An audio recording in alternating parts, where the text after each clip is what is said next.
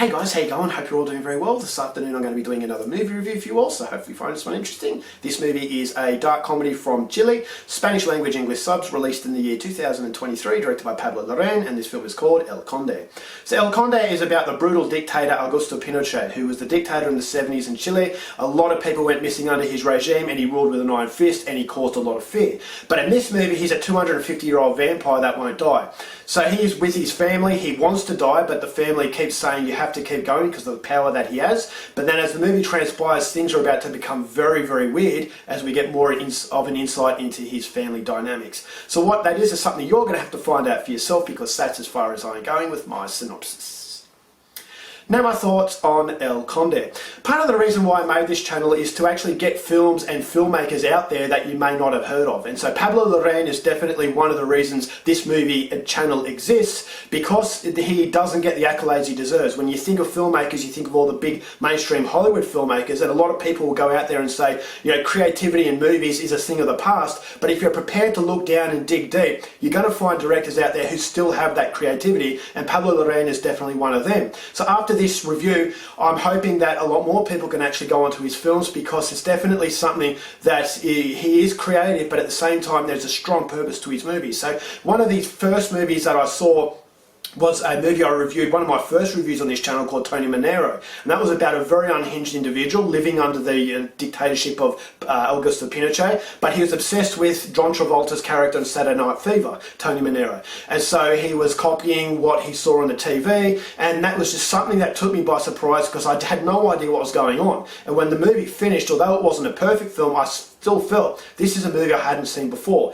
He made another movie with Gael Garcia Bernal called No, which was a no campaign in the election under Augusto Pinochet, and it showed you the corruption, and it just showed you how brave these people were. And so it had the same trademark style of Tony Manero, but both movies were completely different from each other.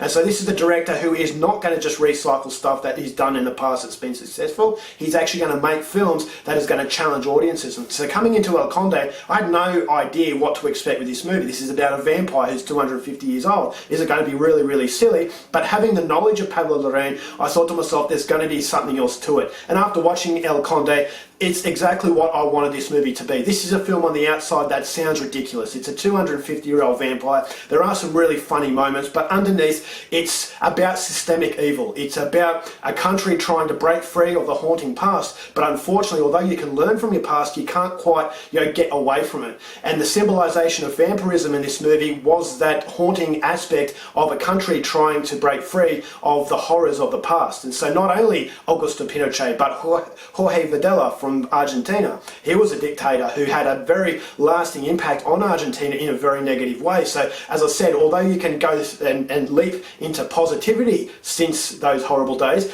those horrible days are always going to be lurking. So the everlasting existence of this vampire, I thought, was the haunting of a whole nation. And so that was really, really riveting. And as the movie transpires, I thought to myself, on the outside it seems very, very silly, but on the inside, the way that this movie is shot, the way the movie is written, I thought to myself, it has so much more of a serious purpose. So on the outside, as far as visuals are concerned, I thought the black and white really helped it, because it doesn't quite feel like it's reality. The movie is able to give itself the permission to be silly, because it feels like a cartoon. And so the character of Augusto Pinochet, I thought, the fact that he wanted to die, he couldn't die, and he's just going along, going through the motions, and he's very, very tired. And again, that's a symbolization of a very tired country. And so I thought, all right, well, his character was actually riveting. And so this has a very strong hypnotic quality to the movie that keeps you in a trance from the first minute to the last minute. Although not all of it works completely, you can forgive it because of that ability to keep your eyes glued to the screen. And that is through the phenomenal script. Some of the exchanges with Pinochet's family I thought was really riveting,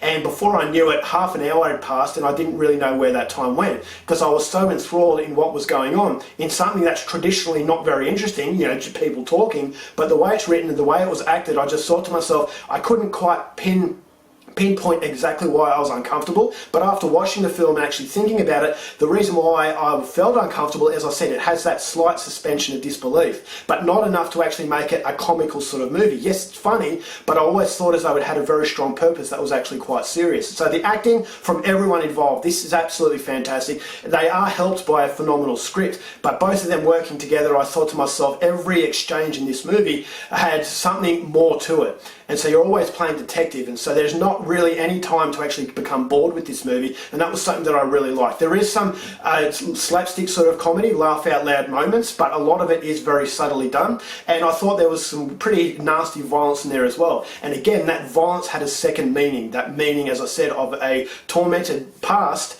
and trying to break free into a better future. And that right at the end of the movie, I thought there was a difference in the cinematography that really symbolised a country, as I said, trying to break free of the shackles that it had inflicted upon it. So the runtime, it is a long film, and there are moments that are a little bit static, but majority of the film, it works really well. The continuity is good, and I thought that there were some really, really weird moments as well. So if you're not, if you don't like really weird and bizarre stuff, this is not a movie for you. But if you read the synopsis, you know what you're getting yourself in for. But as I said, it seems really, really silly, but it just has a stronger meaning, and it's basically telling you a story, a very serious story amongst all the chaos that this movie produces. And so Pablo Larraín, he deserves so much more credit than he gets. He's a very, very good director, and El Conde is yet another example of that. I'm going to give this film 4 stars.